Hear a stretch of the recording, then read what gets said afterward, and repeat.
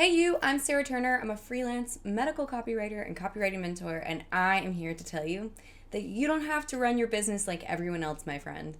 It took me many years to kind of get that memo, and so I wanted to create a video around this specifically in case you needed to hear that, because I definitely did. And this is an important realization as a freelancer and a business owner, and I use those terms interchangeably because guess what, freelancers? You are a business owner. Even though sometimes it can be scary to kind of claim that title. But seriously, this is something that is so important. And it's so important to kind of figure out how you walk that line between following good advice that maybe you are experiencing a little resistance around because it's new and you're experiencing fear. And then how do you get to a place where you can kind of feel that you see a piece of advice, you feel it in your heart or in your intuition, and you're like, that doesn't sit well with me, and you feel really good and confident giving it a full-on rejection, right? So this is something that takes time, it takes practice. When you're first starting out, it can be really hard to do, actually, because you are still not sure of like what is actually important, what is not important, and how do you figure that out. So the beautiful thing about being a freelancer and an entrepreneur is you really get to make your business work for you. And it can be so easy to use an influencer, a book, a class, a teaching, a method, a path, whatever it is, as the, pinnacle of what is right. And it can be the thing that you think, wow, this is the way to do this thing. And maybe you've experienced fear or worry or concern when you've thought about deviating from that path. Now, I want to give you some ideas and tips around what you can do when you're kind of sorting through this very interesting part of being a business owner, and really what's helped me over the years. So first things first, remembering that your values are super unique. They are unique to you and they're important. You are on this earth, I really believe this, to kind of play out what those values are, to bring it into the world, to showcase them, to support that area of interest. So taking the time to really identify your values is so important, because when you are strong in your core values, it makes it much easier to identify when something is not in alignment with your values and therefore is not for you. And again, it doesn't have to be something that you get upset about, or maybe you have a client who is out of alignment or doing something that you think is wrong. You can actually calmly just say, this is not for me, and walk away. I think a lot of us could use that advice online these days. Not everything is for you, not everything is for me, and it's a nice, healthy reminder.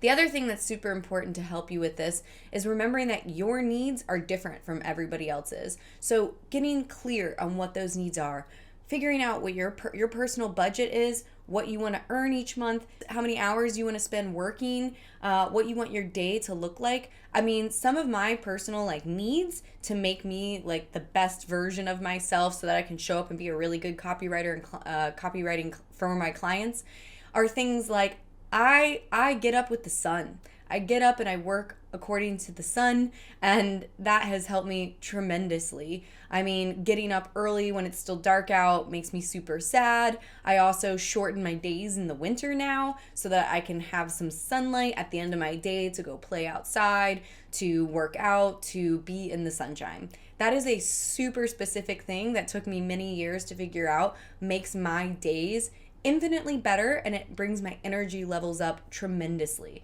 And I figured that out when I was working the 9 to 5, going to work in the dark in the winter, coming home in the dark in the winter, and how hard that was for me. It was so hard for me. So your needs might not even just be financial. Think about things like that.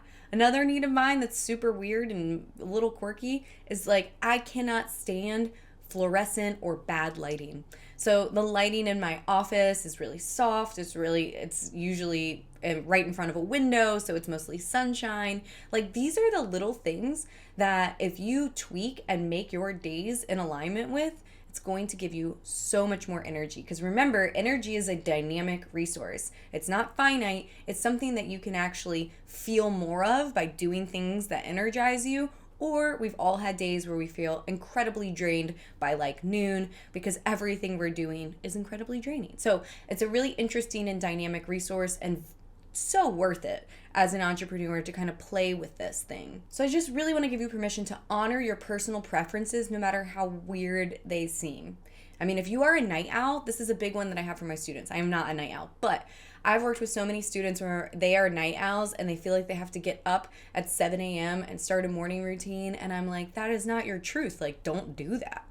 And as soon as they shifted their schedule so that they could sleep in and then get their work done late at night and have like their day, they had so much more energy to work with. So truly, honoring your own personal preferences is one of the reasons we're entrepreneurs in the first place. So take advantage of that. Seriously. The next thing I want you to keep in mind is that your clients are probably not going to have a problem with how you run your business because they're going to be largely unaware.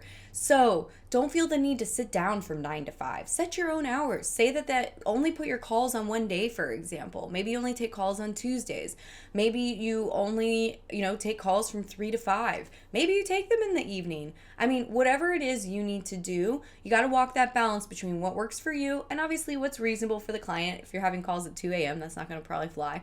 But there is a way to figure out how to make this work for you, and these subtle changes make all the difference in the world. Trust me. The other powerful thing about this subtle mindset shift is that when you accept that there's no one right way to do things, which is largely what we've been fed by society, right? Go to college, get a degree, get a career, retire, then live your life. Anyway, if you can accept that there is no one right way to do things, it's going to open you up to opportunities and open you up to figuring out what it is that is going to work best for you. And seriously, getting curious about that is a game changer. So I really want to encourage you to do that yourself. This brings me kind of to my next point, which is something that I often remind my students. Learning how to say no is equally as important as saying yes when you're starting your business or when you're refining your business. Because when you say no to things that are not in alignment with your values, to opportunities that are distracting maybe, when you say no to another way of doing something similar to what you're doing, which is going to require an entire shift in your business, i.e. kind of chasing after shiny objects. When you learn to say no, you stay focused, you stay centered, you stay more in alignment with what it is you're trying to accomplish, whether like including your values and including making your business align with your personal needs. The other thing I want to remind you is that this can change over time. I often remind people that you're going to probably refine your business, maybe have a few different iterations of what it looks like throughout your life, and that is totally okay. You know it's time for a change when you're feeling stagnant, bored, frustrated, resentful. These are all clues that something needs to change. So be open. They are not necessarily bad emotions. They're clues that something needs your attention. So give it the attention it deserves. Now, I want to wrap up with one small caveat. Sometimes resistance to things isn't because it's out of alignment with your values or what you're trying to create. It's because it's new and it's creating fear. So you gotta ask yourself, am I rejecting this thing just because I'm scared? Because if you are, then that's worth pushing back on. And figuring out that difference is super important and how you're gonna create a business that you love. So thanks for being here. Hit that thumbs up button if you like this. Please don't forget to subscribe. Love hearing from you in the comments. And I just so appreciate you guys. And I love talking about this mindset stuff more because it's actually the foundation of a really successful business. So thanks guys. Thanks for being here.